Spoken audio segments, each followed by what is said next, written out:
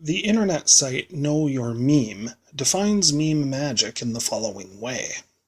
Meme magic is a slang term used to describe the hypothetical power of sorcery and voodoo supposedly derived from certain internet memes that can transcend the realm of cyberspace and result in real-life consequences. Since its coinage on the image board's 8chan, the fictitious concept has gained popularity on 4chan's politically incorrect board, and has been heavily associated with several in-jokes and shitposting fads on the site, including Ebola-chan, Bane posting, and Donald Trump. To its supposed followers, meme magic was actually a factor in getting Donald Trump in the White House. From June 2015 onwards, the term has been heavily associated to the businessman and 2016 United States elected President Donald Trump, with poll users using meme magic to make Trump win the elections and transform the country under a similar ideology. Several notable events include the posting of a Trump Pepe picture on Trump's Twitter, or the use of a Yiddish curse word to talk about Hillary Clinton, being consequently reported on an opinion editorial featuring the word oy vey. An actual occultist element was introduced via the association of the Pepe the Frog meme with an actual Egyptian deity that went by the name of Kek, and supposedly reinforced by other strange coincidences, such as Kek being a translation of the acronym LOL, laugh out loud, when reading text written by members of the Horde faction as an alliance player in the online multiplayer game of World of Warcraft.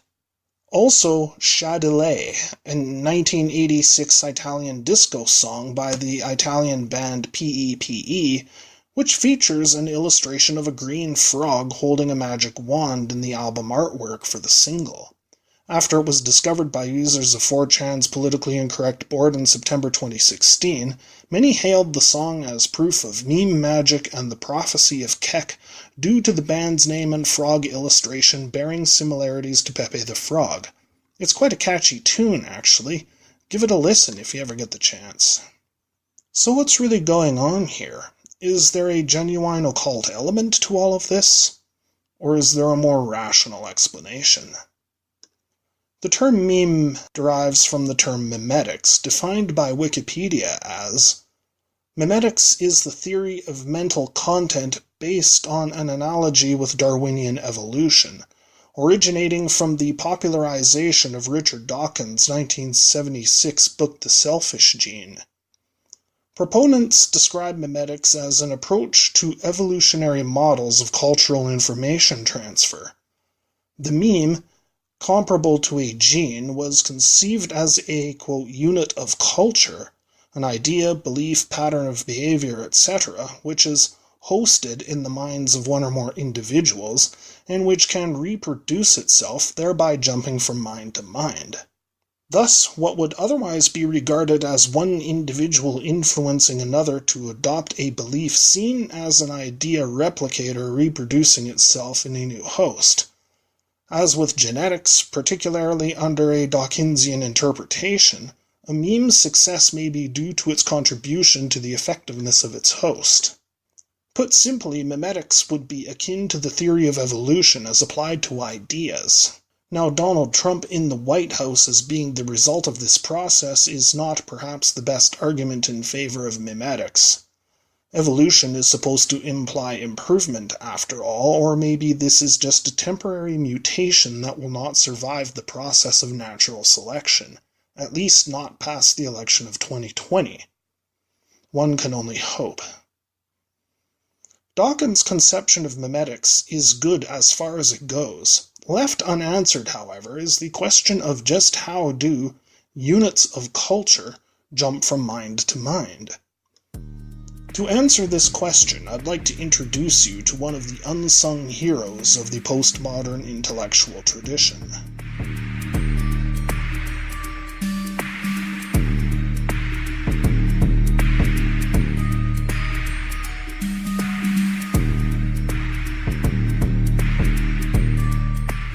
Herbert Marshal McLuhan, born July 21, 1911, died December 31, 1980, was a Canadian professor, philosopher, and public intellectual. His work is viewed as one of the cornerstones of the study of media theory, as well as having practical applications in the advertising and television industries. He was educated at the University of Manitoba and the University of Cambridge and began his teaching career as a professor of English at several universities in the US and Canada, before moving to the University of Toronto, where he would remain for the rest of his life. McLuhan's field of study was the nature of media, how various forms of media shaped the manner in which people interacted with one another, structured their societies, and even the way they thought and framed their perceptions of the world. McLuhan showed considerable prescience when he coined the phrase global village, which did not mean some corny social justice-y scenario wherein the whole world would come together and sing kumbaya and hold hands and there would be peace and rainbows. Rather, it was a foreseeing that, quote, the visual individualistic print culture would soon be brought to an end by what he called electronic interdependence, when electronic media replaced visual culture with oral culture. In this new age, humankind would move from individualism and fragmentation to a collective identity with a tribal base. In his 1962 work, The Gutenberg Galaxy, he describes the outcome as follows. Instead of tending towards a vast Alexandrian library, the world has become a computer, an electronic brain, exactly as in an infantile piece of science fiction. And as our senses have gone outside us, Big Brother goes inside. So unless we are aware of this dynamic, we shall at once move into a phase of panic terrors, exactly befitting a small world of tribal drums, total interdependence, and superimposed coexistence. Terror is the normal state of any oral society, for in it everything affects everything else all the time. In our long striving to recover for the Western world a unity of sensibility and of thought and feeling, we have no more been prepared to accept the tribal consequences of such unity than we were ready for the fragmentation of the human psyche by print culture. Never mind meme magic, this was bona fide prophecy. One wonders at how McLuhan would have responded to the emergence of Facebook, Twitter, and YouTube. The most fundamental of all of McLuhan's concepts, however, and the one most crucial to understand if one is to make sense of it all, is the phrase, the medium is the message. What does this mean? The essential McLuhan answers. This is merely to say that the personal and social consequences of any medium, that is, any extension of ourselves, results from the new scale that is introduced into our affairs by each extension of ourselves or by any new technology. The key to understanding this concept is that the most important element of any form of media, be it print media, electronic media, or social media, and included in this are people whose profession it is to relay information to others, such as clergy, journalists, or teachers, is not necessarily the literal content that the media is used to convey, although this is important, but rather the manner in which the nature of the medium itself changes the way people think and interact with one another. This is how meme magic really works. Internet memes are a medium.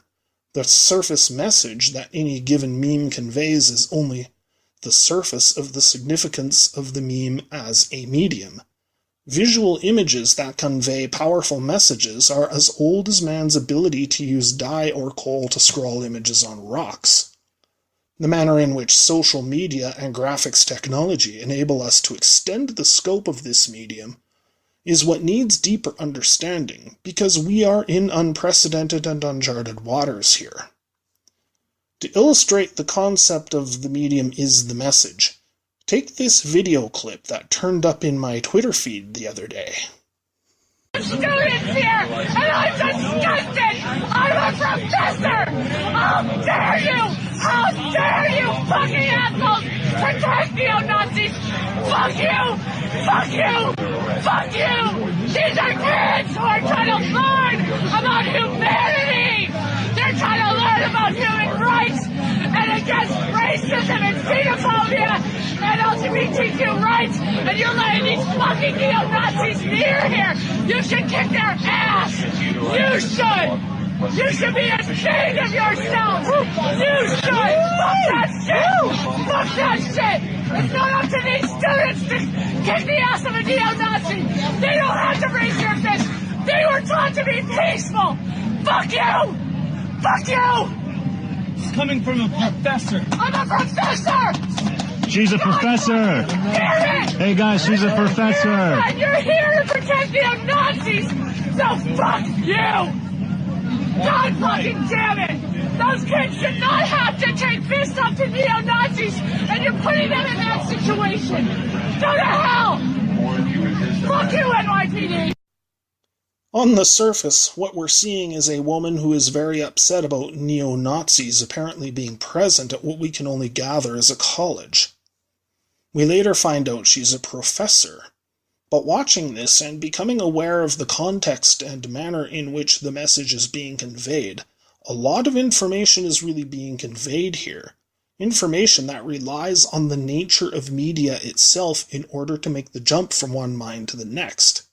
Using the concept that the medium is the message, we can more fully unpack what we've just seen. Where I saw this was in an online magazine called Heat Street, in a piece entitled "Woman NYU Professor Has Meltdown, Asks Cops to Beat Up Vice's Gavin McInnes." It then goes on to detail, Vice co-founder and current host on The Rebel, Gavin McInnes, spoke at New York University last night, attracting a sizable group of protesters. McInnes traffics in shock-jock offensive opinions and has a sizable list of highly objectionable past statements. While the protests come nowhere near the violence at Berkeley, 11 people were arrested and McInnes ended his talk to the college Republicans early. This is the surface message, but when we think of the medium as being the message, we can start to ask ourselves deeper questions. Questions pertaining to the actual structure and purpose of mass media as a whole. This is a whole other area of study and one I won't breach here in detail. I think it was Noam Chomsky who once defined mass media as being corporations which sell privileged audiences to other corporations. A fancy way of saying advertising.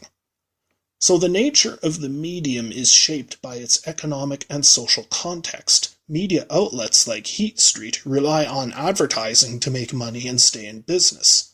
Advertisers will not gain sufficient return on the costs of advertising unless their ads are seen as widely as possible. Thus, Heat Street must gear its content to reach as wide an audience as possible. A successful way of doing this is to cover controversial topics, such as social justice warriors and protest culture in general. The same underlying principle guides the actions of rebel media pundit Gavin McInnes, who is much more a small c conservative than a neo-Nazi, but that doesn't create as much controversy. The antics of the protesters drew media attention, and thus had the ironic and unintended consequences of widening rather than constraining the reach of McInnes's message. And what was that message? The medium is the message. McInnes's story really told itself as the broader story unfolded. Compare this with Milo Yiannopoulos, whose book sales and international profile increased dramatically following the disastrous UC Berkeley riots. A comparable analysis can apply on a much larger scale to social media itself. Platforms like YouTube, Twitter, and Facebook have revolutionized media and human interaction in ways that we haven't, and possibly never will fully comprehend. But McLuhan's concept of the global village described above seems accurate. The woman in the video is identified as a college professor. This is remarkable. College professor is a medium when you really think about it. Academia is a medium. College professor is an extension of that medium. It is an extension of our capacity to acquire and process knowledge. The words that the NYU professor is saying quite obviously take a back seat to her highly agitated tone and state of mind. Tone and body language are likewise mediums, and the medium is the message. This is also true of the speaker towards the end of the clip, who quite conspicuously identifies the woman as a college professor. He is obviously and clearly communicating more than the obvious here. The tension in this video arises from the cognitive dissonance generated by the difference between what most people think that a college professor should embody, knowledge, wisdom, and depth of understanding, and what the NYU professor is clearly displaying here, moral panic, outrage, and hysteria. Had she stood and spoken the same words in an emphatic but ultimately rational and controlled manner, the overall message would have been very different. The tension is further exacerbated by a political and social climate in which sensational and demonstrative behavior on part of social justice warriors, itself intended to be a means of expanding the reach of their message, has become a matter of public controversy. So the upshot of all of this: Heat Street runs the story because it will attract an audience, which is what the advertisers want, and they all profit from it economically. The NYU professor and her supporters gain exposure for the message promoting social justice. They come out of it looking like emotionally immature children, and are ridiculed far and wide. The anti-SJWs, who are perhaps most active in spreading this story, show the world what a bunch of crybabies the SJWs are. They also, quite unintentionally, incentivize more SJW behavior. Spreading the word and increasing the exposure in this manner contributes to the profit margins of media outlets that cover social justice issues, whether their media slant is pro or anti-SJW. It also boosts the profiles and careers of professional anti-SJW provocateurs such as Gavin, McInnes, and Milo Yiannopoulos. Looked at this way, the implications for those opposed to and in favor of the social justice warrior movement are considerable. Consider for a moment the impact that sharing stories about SJW excesses really has. The more people who view these stories, the more coverage of social justice warrior excess becomes incentivized both in media that makes a profit from using controversy as the hook to sell audiences to other corporations via advertising, as Chomsky's propaganda model suggests. Long term, this incentivizes SJW behavior. Now consider the difference it would make if you bypassed this through the use of sites such as archive.is, which allows for the online viewing of controversial material without actually linking to the host site and thereby contributing to the number of hits it gets and thus contributing to the site's appeal to advertisers. Something to think about. Samizdat Broadcasts is my medium, and that would be my message. Over and out.